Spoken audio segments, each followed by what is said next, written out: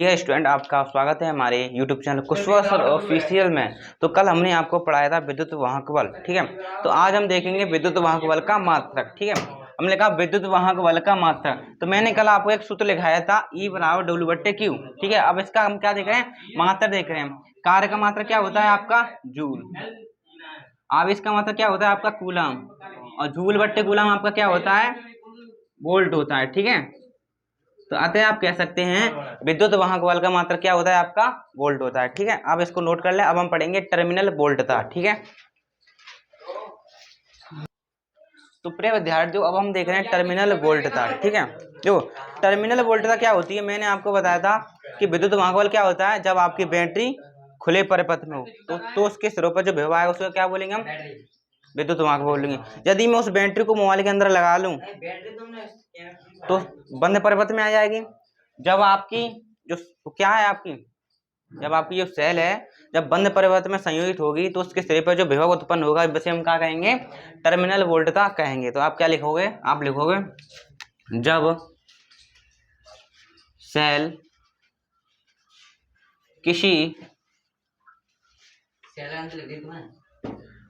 जब सेल किसी बंद परिपथ में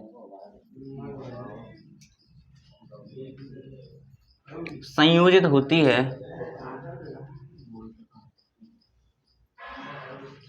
जब सेल किसी बंद परिपथ में संयोजित होती है तो सेल के संगत सिरों पर उत्पन्न विभवांतर टर्मिनल वोल्टता कहलाता है। टर्मिनल वोल्टता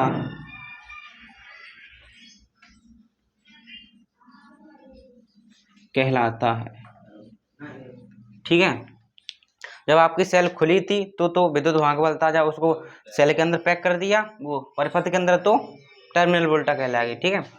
अब आप मैं लिख रहा हूँ यहाँ पर जो आपकी टर्मिनल वोल्टा है इसे V से दर्शाते हैं। किसे दर्शाते हैं, V से। आप लिखो इसे V से दर्शाते हैं और इसका मात्रक वोल्ट होता है,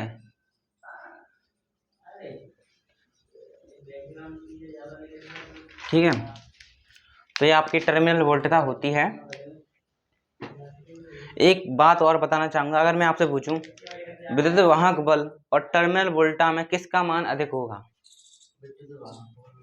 बता सकते हैं क्या आप, विद्युत वाहक बल एवं टर्मिनल वोल्टता में किसका मान अधिक होगा, सोच समझ कर बताएं। कैसे, जब आपकी बैटरी खुली थी, किसी से कनेक्शन नहीं किया था, उसके सिरे पे विभव उतना था, जब उसको मैंने मोबाइल में लगा दिया था, अब आप बताएं किसमें विभव ज्यादा होगा, जो खुली हुई में।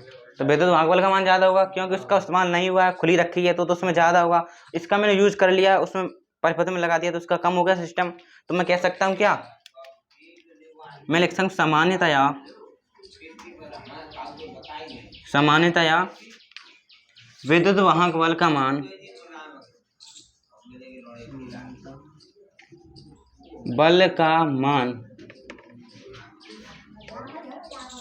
टर्मिनल वोल्टता से अधिक होता है, टर्मिनल वोल्टता से अधिक होता है,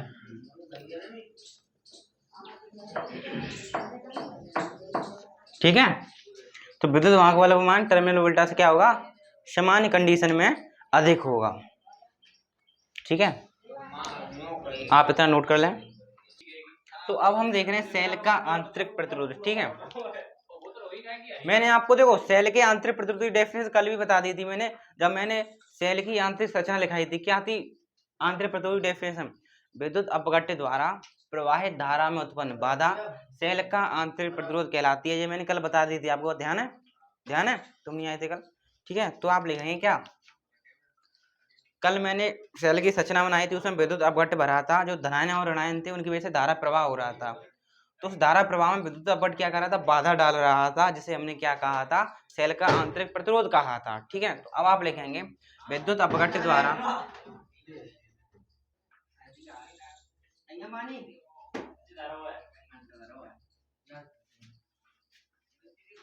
विद्युत अपघट्य द्वारा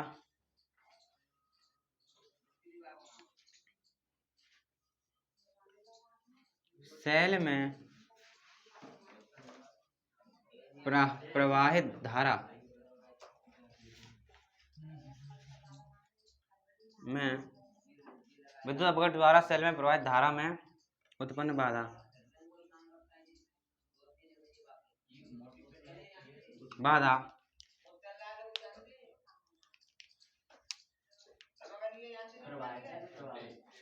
इस पर लगाएं। विद्युत अपघट्य द्वारा सेल में प्रवाहित धारा के मार्ग में उत्पन्न बाधा सेल का आंतरिक प्रतिरोध और आंतरिक प्रतिरोध को आप दिखाओगे किसी स्मॉल आर से बाधा आंतरिक प्रतिरोध कहलाता है।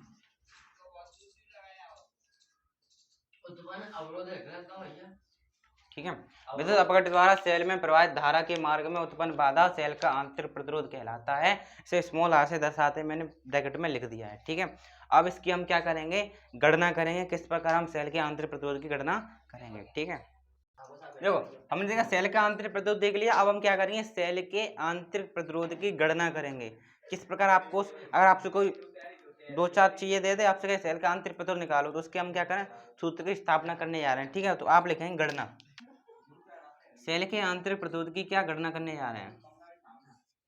ठीक है, सेल के आंतरिक प्रतिरोध की गणना करने जा रहे हैं, तो ध्यानपूर्वक देखना।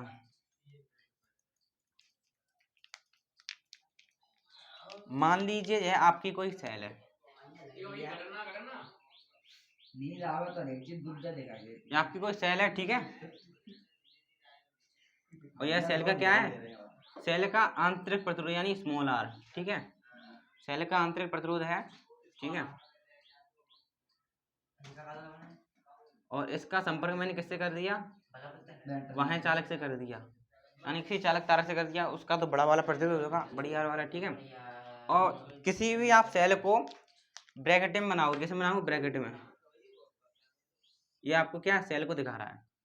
ठीक है, सेल का वो छोटा सा आंतरिक प्रतिरोध है, ये सेल को दिखा रहा है, पता कर दें। ठीक है, आइसक्रीम में देखा था मैं, छोटा सा बनाता था, ये आपका सेल की पूरी कंडीशन है। ठीक है, और ये तार का क्या है, प्रतिरोध है बड़ा वाला। ठीक है, अब मैं क्या करने जा रहा हूँ, गणना कर रहा हूँ। ठीक है, और सेल के सिरे पर विभव भी तो उत्पन्न होगा, तो उसको मान रहा हूँ क्या, ई। अब ध्यान पूर्वक देखना, देखियो, अब देखें, शांत हो जाए, देखें। अब मान लीजिए जो आपकी सेल है बाह्य चालक से जुड़ी नहीं है, बाह्य चालक यानी बाहर का कोई स्रोत है, बैटरी एंटी वगैरह वगैरह, लट्टू पट्टू वाला सिस्टम, उससे अभी जुड़ी नहीं है। अब जब बैटरी बाहर वाले सिस्टम से नहीं जुड़ी है, तो उसके सिरे पर जो विभव उत्पन्न होगा वो क्या होगा, ई तो होगा, विद्युत वाहक वाले वही तो बोलते हैं। जब आपकी बैटरी किसी चालक से संपर्क में ना हो, खुली रखी हो, तो उसके सिरे पर विभव आता है, उसे क्या बोलते हैं हम, विद्युत वाहक बल बोलते हैं। ठीक है, तो मान लीजिए उसका मान अभी कितना है, ई का मान कितना है, 50 वोल्ट है। कितना मान है, ई का मान 50 वोल्ट है। मतलब जो आपकी सेल है, अभी मैंने मोबाइल में नहीं डाली, हाथों में रखी है, तो उस पर विभव कितना है अभी, 50 वोल्ट है। सही है, 50 वोल्ट। अब मैंने क्या किया, उस बैटरी को इसमें लगा दिया मैंने, इस चालक तार में क्या लगा दिया मैंने, इस चालक स्रोत में मैंने क्या लगा दी, वो बैटरी लगा दी। अब विभव बढ़ जाएगा कि घट जाएगा, पहले बैटरी मोबाइल के बाहर थी तो वोल्ट कितने आ रहे थे, 50 वोल्ट। जैसे मैंने मोबाइल में डाले तो वोल्ट कम होंगे नहीं होंगे। तो अब मान लीजिए अब कितना हो गया, वो कितना हो गया आपका 42 वोल्ट। ठीक है, कितना हो गया, 42 वोल्ट, कुछ ना कुछ तो कम होगा, माना है मैंने, माना।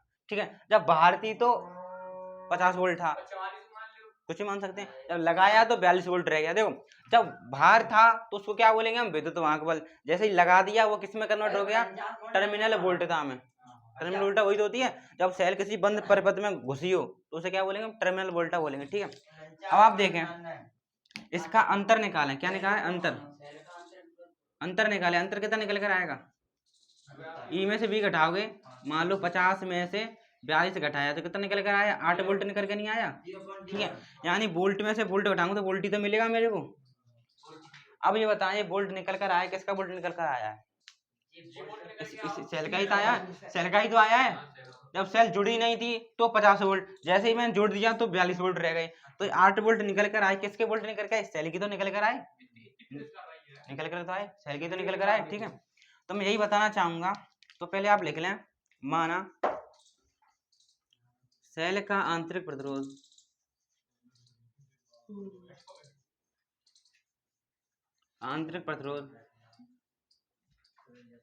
R तथा विद्युत वाहक बल E है, तो मैं ये नहीं लिख सकता E माइनस वी बराबर वी डैश। देखो 50 में से 42 की 8 बचा, वोल्ट ही तो बचा, तो मैं लिखा E माइनस वी बराबर वी डैश। ठीक है, अब आप देखना E माइनस वी बराबर वी डैश। पहले अब ये बताएं, वी डैश निकल कर आया, इसी सेल का तो विभव निकल कर आया है, इसी सेल का तो विभव निकल कर आया है, इसी सेल का निकल कर आया है। और आपने सुना है ओम का नियम, ओम का नियम क्या कहता है? V बराबर आई आर। पहले ध्यानपूर्वक देखें, ये विभव किसका निकल कर आया? इसी सेल का निकल कर आया है, इसी सेल का तो निकल कर आया है। तो आपने सूत्र सुना V बराबर आई आर, ओम का नियम कहता है, तो मैं लिख सकता हूँ V डैश बराबर I into small R. I into small R नहीं लिख सकते, क्यों? क्योंकि यह विभव किसका? इसी का विभव है, तो इसी का तो मेरे को प्रतिरोध लेना पड़ेगा। ये विभव इसी का है तो इसी का तो प्रतिरोध लूंगा, नहीं तो आप यूं नहीं कह सकते आई। आपने ये क्यों नहीं लिखा आई बराबर आई इंटू आर, बड़ी वाली आर क्यों नहीं ली? क्यों? क्योंकि जिसका विभव उसी का प्रतिरोध। विभव किसका है? सेल का है, तो सेल का ही मैंने क्या लिया? प्रतिरोध लिया। ठीक है, तो मैं क्या लिख सकता हूँ? वी डैश बराबर आई इंटू आर। ठीक है, तो अब यहाँ पे लगा दें आप, तो ई माइनस वी बराबर कितना है? आई इंटू आर। अब आप क्या करें, आर का मान यहाँ से निकालना है। आर बराबर क्या निकल कर आया? ई माइनस वी बट्टे आई। यही आपका क्या है?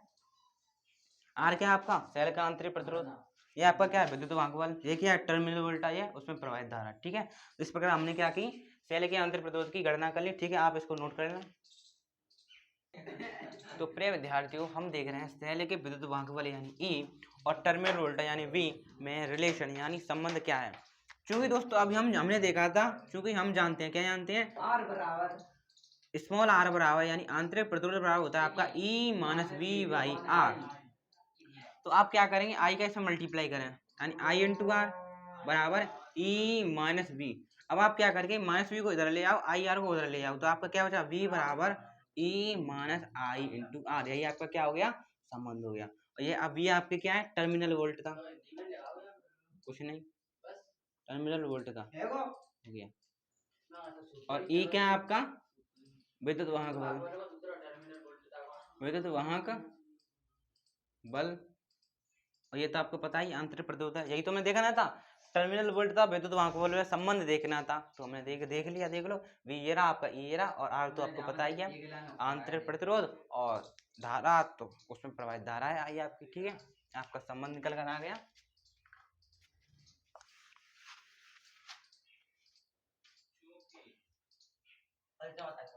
मैंने आपको एक अभी बात बताई थी कि जो आपके टर्मिनल वोल्टता है उसका मान विद्युत वाहक बल से कम होता है, बताया था मैंने। अब आप यहाँ से देख भी सकते हैं। मान लीजिए आपका थोड़ी समय के लिए ई का मान कितना है? 10 वोल्ट है। ठीक है, और इसको सॉल्व करा करोगे, आंसर निकल कर आया 3। तो वी बराबर आपका कितना निकल कर आया? यही तो निकल कर आया 10 माइनस 3 यानी 7। यही तो निकल कर आया, यही तो निकल कर आया। तो मैं कह सकता हूँ सामान्य अवस्था में टर्मिनल वोल्टता का मान विद्युत वाहक बल से क्या होता है? कम होता है। आप देख सकते हैं, इसका मान मान लीजिए 10 माना, इसका मान 3 माना, तो 7 निकल कर आएंगे यार।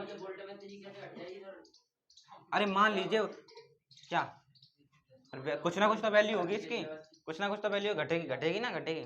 ठीक है, तो मान अब किसका निकल, वी का मान कितना निकल कर रहा है? 7, और इसका मान कितना है? 10।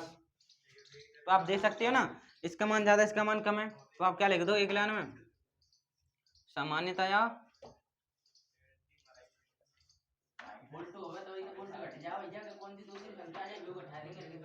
अरे आई का मान कुछ होगा, और आई का मान जो गुणा होगा उसका मान 3 निकल कर आया। अरे आप जानते नहीं वी बराबर क्या होता है? आई इंटू आर, धारा इंटू प्रतिरोध। वोल्टी तो होगा, तो वोल्ट में तो वोल्टेज तो घट रहा है। ठीक है, अब मैं क्या लिखूं? समानतया, समानतया टर्मिनल वोल्टता का मान, अभी मैंने बात ही लिखाई दी थी, वोल्टता का मान विद्युत वाहक बल से कम होता है। ठीक है, आपने यहाँ पे देख भी लिया, कम होता है। तो सामान्यतः टर्मिनल वोल्टता का मान विद्युत वाहक बल से क्या होता है, कम होता है। आपने यहाँ पर देखा इसका मान 7 है, उसका मान 10 है। ठीक है,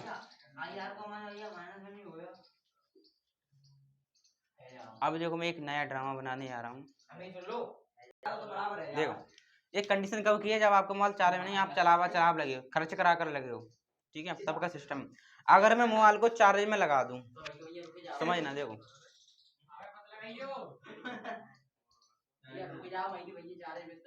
ठीक है, देखो पहले जो आपकी सेल थी क्या कर रही थी, करंट दे रही थी, तब कुछ इस प्रकार सिस्टम था आपका है, करंट निकल रही तो आपका ये सूत्र निकल कर आया था।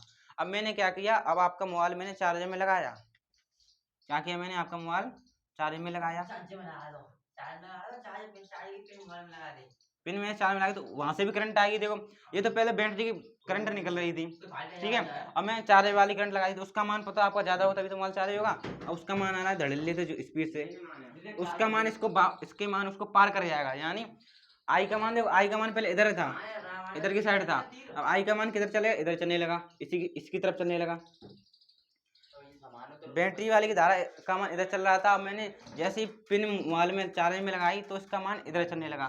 ठीक है, यानी धारा का मान बदल गया, धारा का मान बदल गया। तो यहाँ पर पहले आई थी, अब आई का मान किस में लूंगा, देखो दिशा बदलने पर माइनस चिन्ह लगा लेते हैं। ठीक है, आप क्या लिखोगे, मतलब मोबाइल मैंने चार्ज में लगाया है, इसका मतलब मैंने उसको आवेश दिया, आवेश दूंगा तभी तो करंट आएगी। आप लिखोगे क्या, सेल को आवेशित करने पर, आवेशित करने पर, सेल को जैसे ही मैंने आवेशित किया तो क्या हो गया, V बराबर E माइनस आई का मान कितना हो गया, माइनस में हो गया, क्योंकि दिशा बदल गई है। ठीक है, इंटू आर, देखो माइनस माइनस क्या हो गया आपका, प्लस हो गया, E प्लस के आई इंटू आर हो गया, कितना हो गया, आई इंटू आर हो गया। अब आप बता सकते हैं, देखो अब देखें, अब आपका सूत्र क्या हो गया, V बराबर आई ई प्लस के आई इंटू आर। अब आप देखें ई का मान कितना था 10, इसका मान कितना था 3, अब देखें आप कितना निकल कर आया, 13 वोल्ट निकल कर आया। यानी अब टर्मिनल वोल्टता का मान बढ़ गया है। कब, जब मैं सेल को आवेशित कर दूंगा तो टर्मिनल वोल्टा का मान बढ़ जाता है। पेपर आपसे पूछेगा यदि मैं टर्मिनल वोल्टा को आवेशित कर दूं तो उसका मान बढ़ जाता है कि घट जाता है। आपको सामान्य स्थिति में पूछे कि विद्युत वाहक बल है आपके पास और टर्मिनल वोल्टा, इसमें किसका मान बढ़ा होगा, तो आप बता दो हाँ विद्युत वाहक बल का। अब कह दे कि मैंने उसको आवेशित कर दिया सेल को, अब बताओ किसका मान ज्यादा होगा, तो आप किसका बताओगे, टर्मिनल वोल्टता का। ठीक है, टर्मिनल वोल्टता का। ठीक है, तो आप एक लाइन में नीचे लिखते हैं, सेल को आवेशित करने पर, आवेशित करने पर टर्मिनल वोल्टता का मान विद्युत वाहक बल से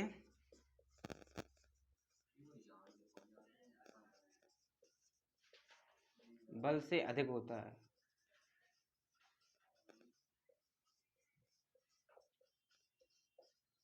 ठीक है, तो सेल को आवेशित करने पर टर्मिनल वोल्टता का मान विद्युत वाहक बल से क्या हो जाता है, अधिक हो जाता है। ठीक है, मैंने आपको बताया, आशा है आप इसको नोट कर लें।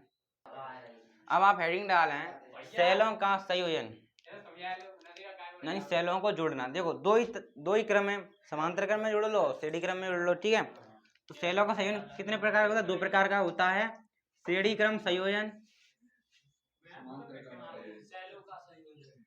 श्रेणी क्रम संयोजन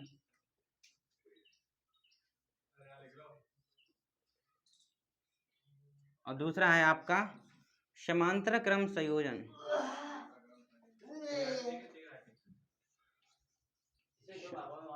समांतर क्रम संयोजन। ठीक है, अब एक एक करके हम पढ़ेंगे समांतर क्रम संयोजन क्या होता है, और समांतर क्रम संयोजन में कुल धारा कितनी, क्या वो संधारित्र का पढ़ा था हमने, संधारित्रों को जोड़ा था, अब इसमें हम सेलों को जोड़ेंगे। ठीक है, आपसे कहेगा सेलों को समांतर क्रम में जोड़कर व्यंजक प्राप्त कीजिए, इस प्रकार। ठीक है, तो दो क्रम होते हैं सेलों को जोड़ने के, श्रेणी क्रम और समांतर क्रम। ठीक है, देखो अब हम देखेंगे श्रेणी क्रम संयोजन क्या होता है, सेलों का श्रेणी क्रम संयोजन। देखो हम क्या लेंगे, दो या दो से अधिक सेल लेंगे, उनको श्रेणी क्रम में जोड़ेंगे और उस सूत्र की स्थापना करेंगे। देखो पहले डेफिनेशन समझना हो। देखो पहले तो मैं क्या कर रहा हूँ, सेलों का संयोजन क्रम ध्यानपूर्वक देखना।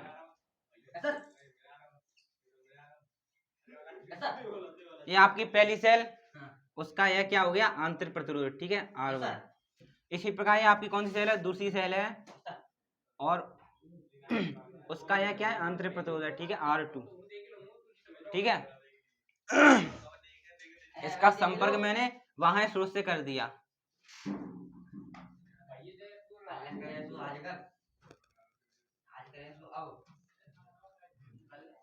ठीक है।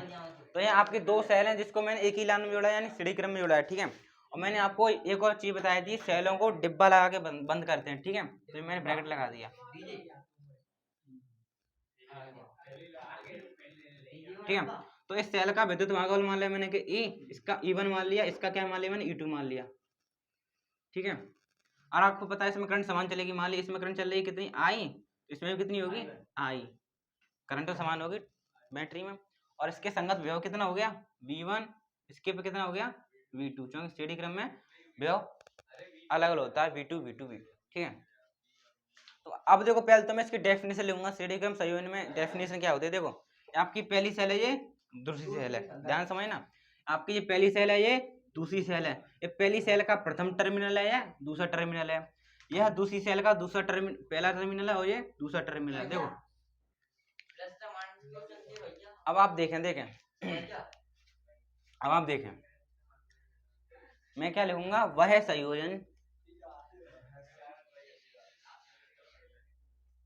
वह संयोजन जिसमें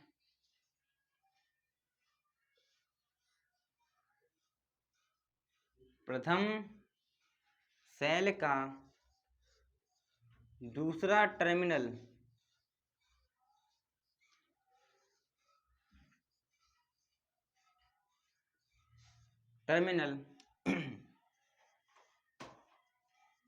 दूसरे सेल के प्रथम टर्मिनल से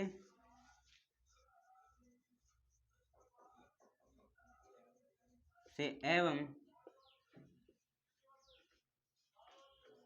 दूसरे सेल का दूसरा टर्मिनल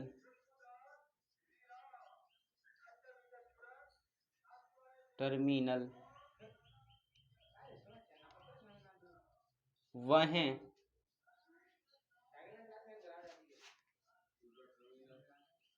चालक से संयोजित होता है,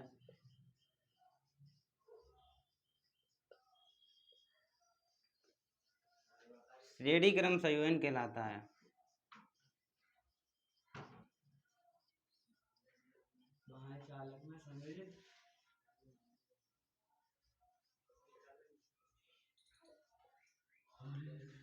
तो आप इस डेफिनेशन को ध्यानपूर्वक समझें, आपको देखो मैंने क्या लिखा, प्रथम सेल, ये प्रथम सेल का दूसरा टर्मिनल, ये दूसरा टर्मिनल से जुड़ा, दूसरे टर्मिनल से, जो दूसरा सेल है उसका दूसरा टर्मिनल किससे जुड़ा है, बाह्य चालक से जुड़ा है, हम क्या हैं, श्रेणी संयोजन, ठीक है। अब इसके क्या करेंगे, हम इसके सूत्र की सत्यापना करेंगे या क्या नहीं करेंगे, गणना करेंगे।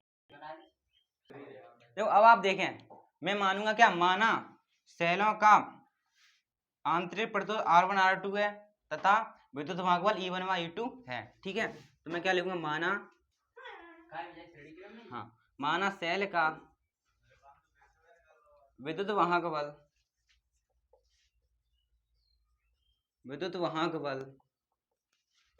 एवं, पहले लिखें विद्युत भागफल क्रमशः E1 व E2 एवं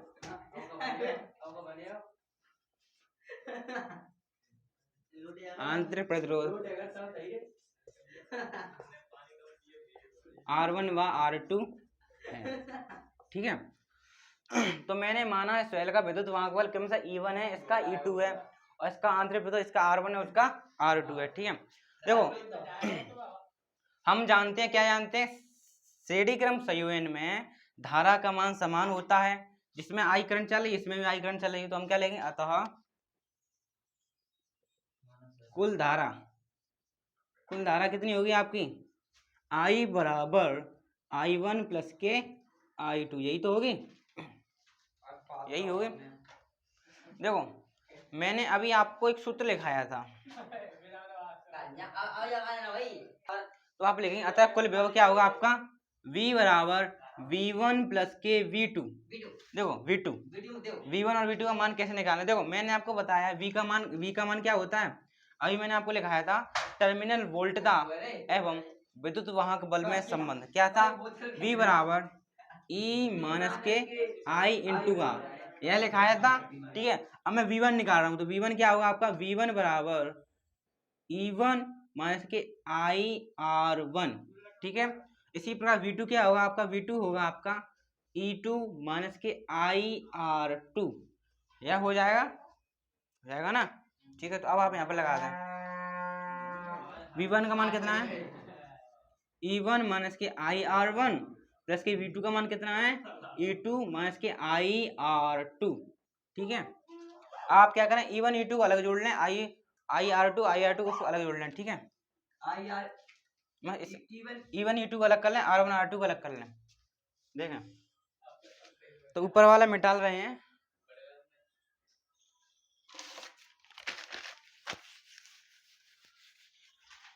अब आप देखें मैंने क्या किया, E1 E2 को अलग जोड़ लिया, E1 प्लस के E2, ये हो गया अलग ब्रैकेट में, और आपका मैंने क्या किया, इनमें से क्या कॉमन ले लिया, माइनस का I कॉमन ले लिया, तो इधर क्या बचा आपका R1 प्लस के R2 बचा, ठीक है। इधर कितना है आपका V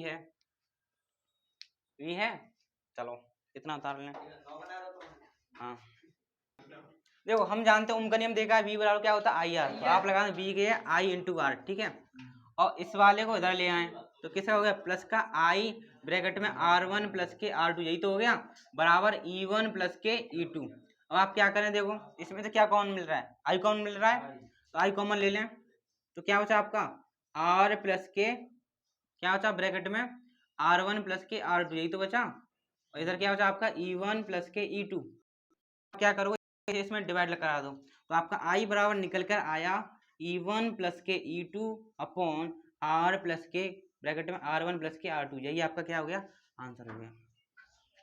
यह किसके लिए, धारा जब दो सेल इसमें क्या हो, संयोजित हो, अगर तीन हो तो E1 प्लस के E3 का देना, ठीक है, इसमें R1 प्लस के R2 R3 का देना, ठीक है। हाँ अगर आपको जितने सेल हो आप उसमें उतने इतना बढ़ा देना, ठीक है, समझ गए। इस प्रकार आपका ये हो जाता है। तो प्रिय विद्यार्थियों आज के लिए इतना ही, थैंक यू, धन्यवाद।